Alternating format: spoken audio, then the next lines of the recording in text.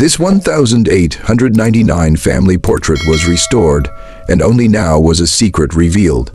The afternoon light filtered through Morgan's tall studio windows in Philadelphia, casting long shadows across her restoration workbench.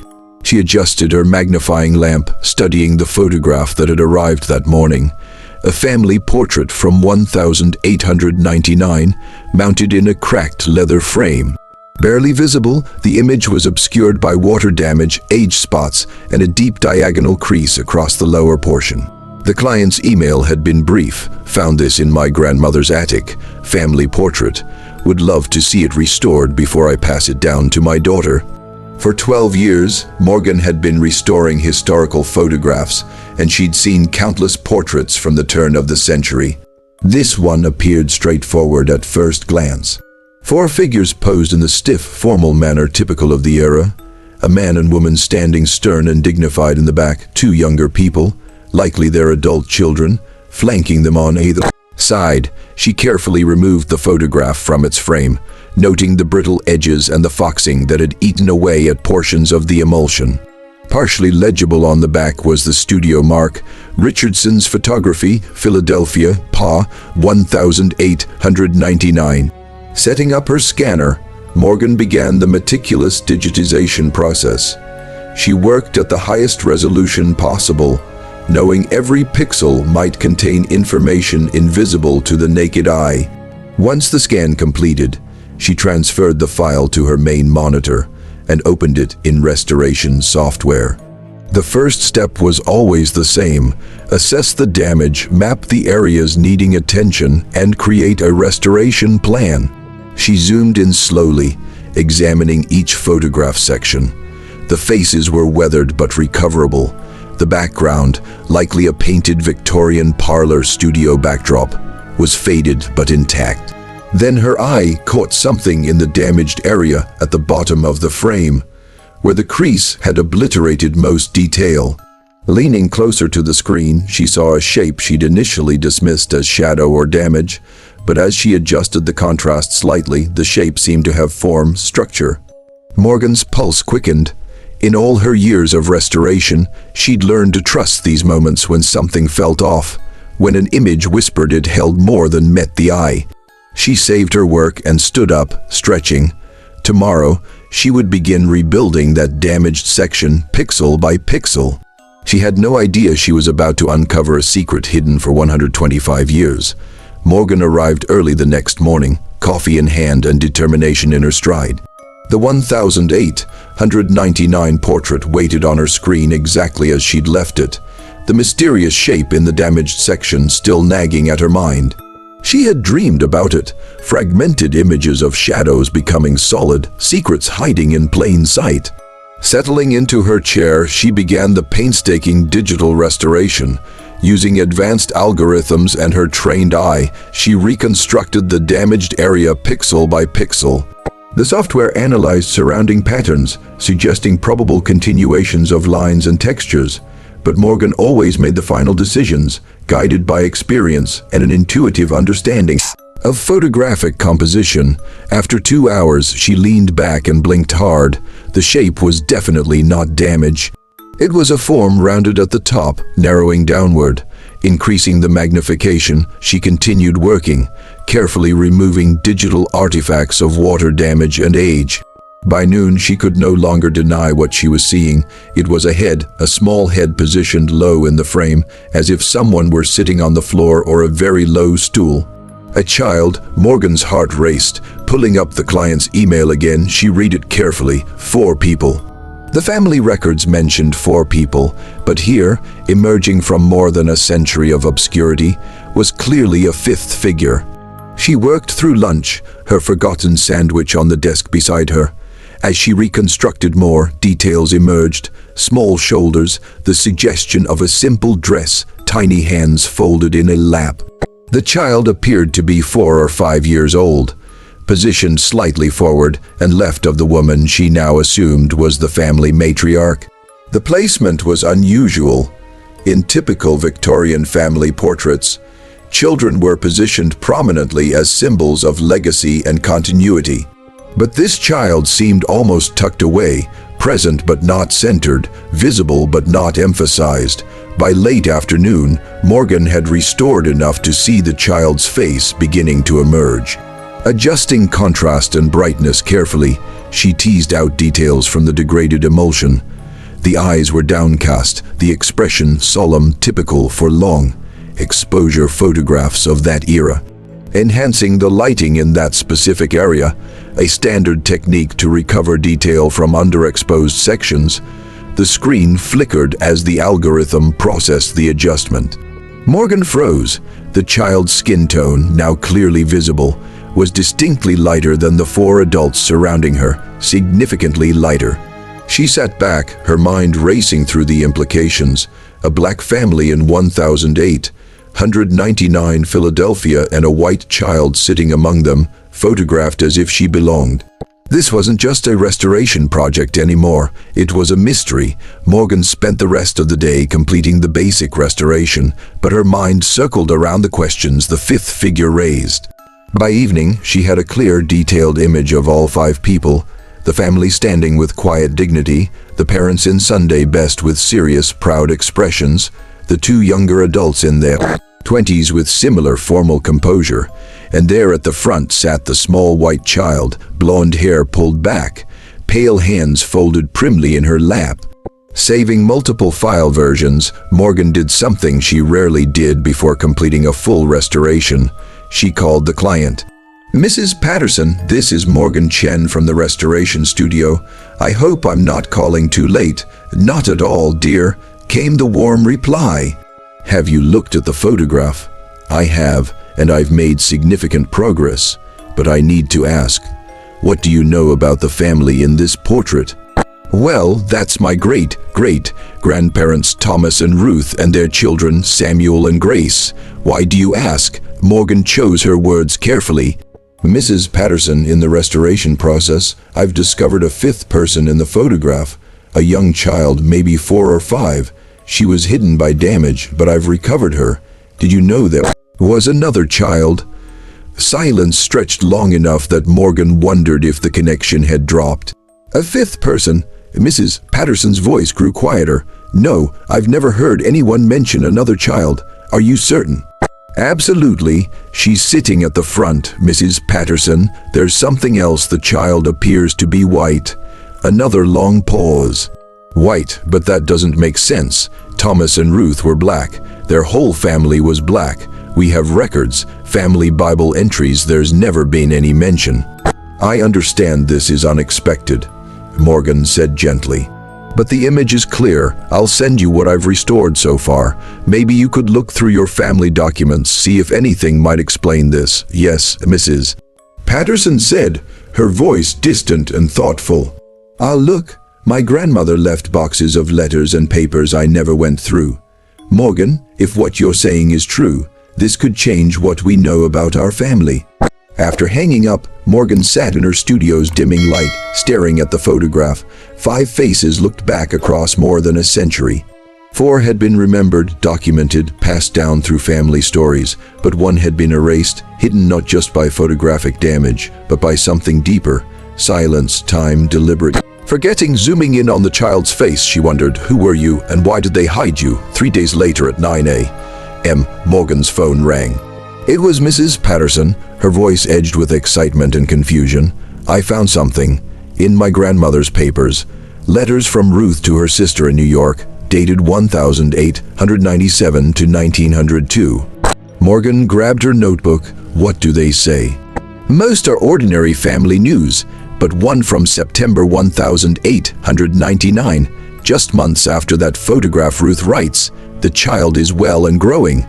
We have made our peace with the looks we receive at market. Thomas says we do what is right before God, and that is enough. Sarah has learned to say our names now, and her laughter fills the house.' Morgan, she's talking about a child named Sarah, but there's no Sarah in our family tree."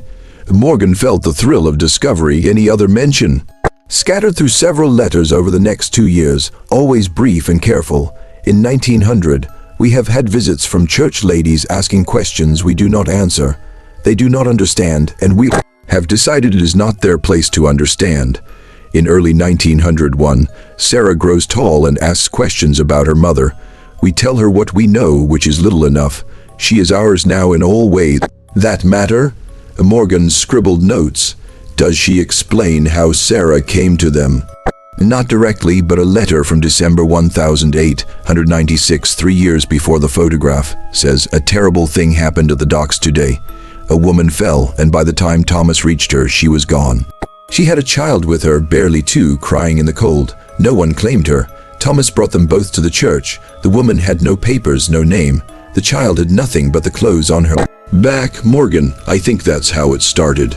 Morgan imagined the scene, a bustling Philadelphia dock in 1896, a woman falling, a child left alone where no one wanted responsibility for a white orphan, and Thomas stepping forward when others stepped back in 1896.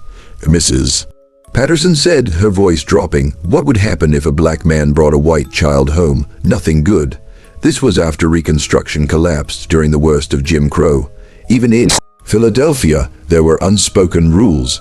A black family raising a white child, people would assume the worst. They could have been arrested, lost everything. Worse, but they did it anyway. "They did it anyway," Mrs. Patterson repeated softly, "and they never told anyone." Morgan, the letters stopped mentioning Sarah after 1902. It's like she disappeared from the record. Morgan looked at the small figure in the photograph. We need to find out what happened. If she mattered to them, we owe it to Thomas and Ruth to finish their story. How? We start digging church records, census data, newspaper archives. She left traces. Everyone does. We just have to find them. Morgan spent the next week immersed in the past. Starting with the 1900 census, she searched for Thomas and Ruth's household in Philadelphia's 7th Ward. Finding the entry, her breath caught. Thomas Parker, 42, laborer; Ruth Parker, 38, laundress; Samuel Parker, 21, porter; Grace Parker, 19, domestic worker. And written in a different hand, squeezed into the margin as if added later, Sarah, age 5, white. Someone had recorded her, pushed to the edge of the page, peripheral and almost apologetic. Morgan photographed the record and sent it to Mrs. Patterson. Next, church records, contacting the African Episcopal Church of St. Thomas. The archivist Marcus pulled dusty ledgers. Pointing to an 1897 entry, he said, "Ruth Parker, new member transferred from Baltimore," and a note, "Has taken in an orphan child, Sarah, approximately 3. Child receives Christian instruction and attends Sunday services." They brought her to church. Morgan said, amazed. The black church was a refuge then. Marcus said, if the Parkers said this child needed a home, the congregation would have supported them, even knowing the risks.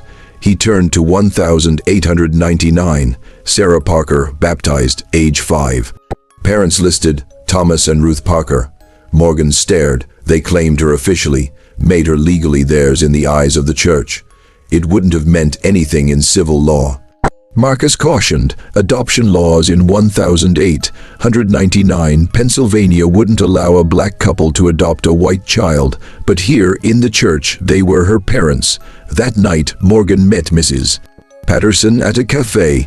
The older woman brought a box of documents, photographs, clippings, a family Bible. "I found something else," she said, opening to the family records page. "Look at the births." Morgan scanned handwritten entries. Samuel, born 1879. Grace, born 1881. And in different ink added later. Sarah, born approximately 1894. Came to us 1896. "Blessed be God who gives us this precious gift." Ruth wrote that. Mrs. Patterson said quietly, "My grandmother told me she kept the Bible meticulously, every birth, death, marriage. Sarah is written there as family." Turning pages carefully, Morgan saw marriages, deaths, grandchildren's births, all in Ruth's hand. The last entry in Ruth's writing was 1903. Thomas gone to his rest, age 45. Beloved husband and father. Thomas died young. Morgan observed, an accident at the docks. Mrs. Patterson said, he was helping unload cargo when something fell, killed instantly. Ruth lived another 30 years, raised children and grandchildren, never remarried. Morgan turned back to Sarah's entry. Mrs. Patterson, what happened to her? The letters stop in 1902, and there's no death recorded. I don't know, and that frightens me. In all family stories, documents, and photographs, there's no mention after that. It's as if she vanished. Morgan's next stop was the Historical Society of Pennsylvania, requesting access to Philadelphia newspaper archives from 1900–1905. Scanning microfilm page after page, she found it on her third day. A small article on page 7 of the January 14, 1902 Philadelphia Inquirer under the headline, "Authorities Investigate Household Irregularity." Her hands shook as she read. Police were summoned to a Lombard Street residence following neighbor complaints regarding a white child living in the home of Thomas and Ruth Parker, both colored. Child Sarah, approximately 7, has resided with the family for several years. Mrs. Henrietta Worthington, a neighbor, expressed concern for the child's welfare and moral education. It is simply not proper. The child should be with her own kind in a Christian home. The Parkers refused comment. The matter has been referred to the Philadelphia Society for Organizing Charity, which oversees placement of dependent children. 2 weeks later, another brief mention, the society has determined the child Sarah, formerly residing with a colored family on Lombard Street, is to be removed to a suitable home. Mrs. Adelaide Crane, superintendent, stated that while the colored family treated the child adequately, it is in the child's best interest to be raised with people of her own race and social station. With trembling fingers, Morgan called Mrs. Patterson. They took her. In 1902, authorities took Sarah from Thomas and Ruth. The silence was heavy with grief. Because of their skin color, Mrs. Patterson said, not a question. Because a neighbor complained, because someone decided a white child couldn't belong with a black family, no matter how much they loved her. Did they say where they took her? Mrs. Patterson asked. To a suitable home, no name or location. I'm going to find out. The society kept records. There's a paper trail. Thomas and Ruth kept that photograph. Mrs. Patterson said, emotion thick in her voice. They could have destroyed it, tried to forget, but they kept it, hiding her in the picture where she'd be safe. Safe from judgment, safe from history. They were protecting her, even in memory. Morgan looked at the restored image, the small figure sitting with the family who had loved her enough to risk everything. Then we owe it to them to bring her back into the light, to let the world know what they did and what was done to them. The Philadelphia Society for Organizing Charity had dissolved in 1934, but its records were transferred to city archives. Submitting a research request, Morgan explained she was investigating a 1902 case involving a child named Sarah. The archivist Jessica called 2 days later. I found the file, and Miss Chen, there's a lot here. Morgan arrived within the hour. Jessica led her to a research room, setting a cardboard box on the table. Inside were folders. One marked * Parker Household, Lombard Street, case hash 1902-147 *. Opening it carefully, Morgan saw a formal complaint dated January 10, 1902, signed by Henrietta Worthington, arguing a white child was improperly influenced by a colored family. An interview report with Thomas and Ruth Parker by Mrs. Adelaide Crane. Mrs. Parker states Sarah came into their care in December 1896 after her mother's death at the docks. No identification, no family claimed her. They have cared for her as their own. She attends church, receives moral instruction, is loved. When asked why they didn't surrender her, Mrs. Parker became emotional. She was crying and alone. What Christian soul could walk away? Marginal notes, clinical and cold. Despite adequate physical care, child's moral/social development compromised. Recommend immediate removal. A removal order dated January 28, 1902. Sarah placed temporarily at the Philadelphia Home for Infants. An adoption record dated March 15, 1902. * Sarah, approximately 8, healthy and well. Mannered despite previous unsuitable placement, adopted by Mr. and Mrs. Charles Brennan of Germantown.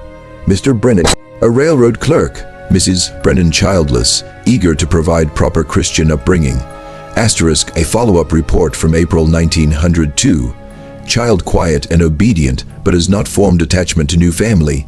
Mrs. Brennan reports Sarah asks repeatedly about Mama Ruth and Papa Thomas, becomes distressed when told to forget. Confident with time and proper discipline, unsuitable attachments will fade.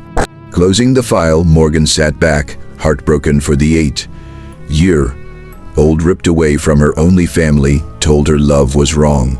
She photographed every document. Is there any way to trace Sarah after adoption? She asked Jessica. Adoption records are sealed, but the Brennans lived in Germantown.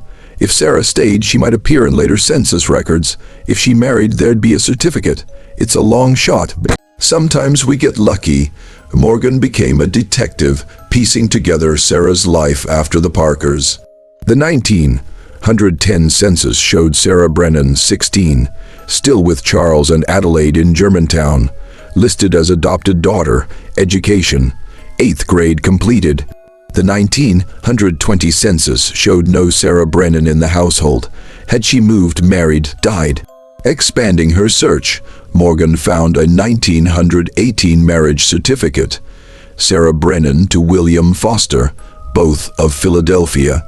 Sarah, 24, William, postal clerk. Tracing them through census records, 1920. William and Sarah Foster in Fairmont with infant son Robert.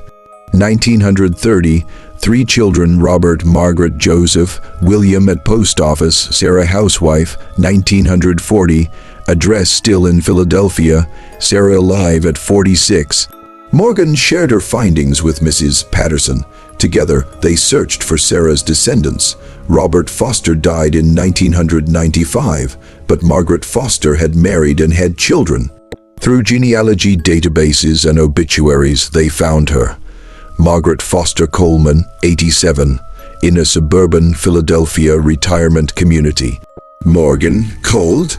Mrs. Coleman, my name is Morgan Chen. I'm a photo restorer researching your grandmother, Sarah Foster. I believe I've discovered something important about her early life and would like to speak with you. A long pause. My grandmother died in 1967. I was 14, but I remember her. What is this about? Mrs. Coleman, I believe your grandmother was raised by a black family before being adopted. I have a photograph from 1899 showing her with them.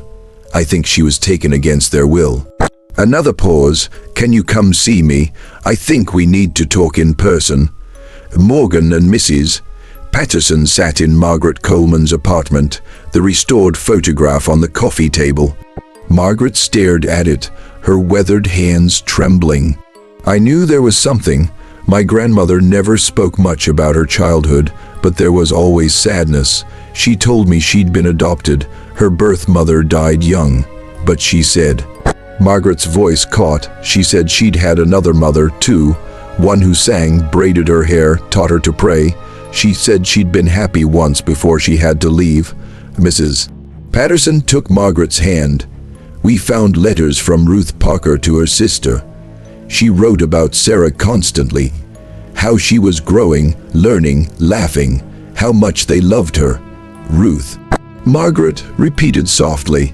Grandmother used to say that name near the end when her mind was going. I want to see Ruth. I want to go home to Ruth. We thought she was confused, but she wasn't, was she? She was remembering. The Parkers kept this photograph. Mrs. Patterson said, my family kept it over a century. They never forgot her. Margaret wiped her eyes. Tell me about the people who loved my grandmother. For 2 hours they shared everything. Thomas bringing home the crying orphan.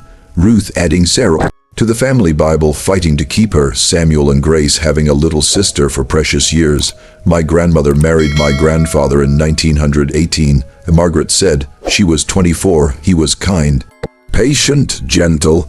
My mother told me Grandma Sarah chose him because he reminded her of someone from childhood, a gentle, strong man. She touched Thomas's face in the photograph. Maybe this was who she remembered. Did she ever try to find them? Mrs. Patterson asked. I don't think she could.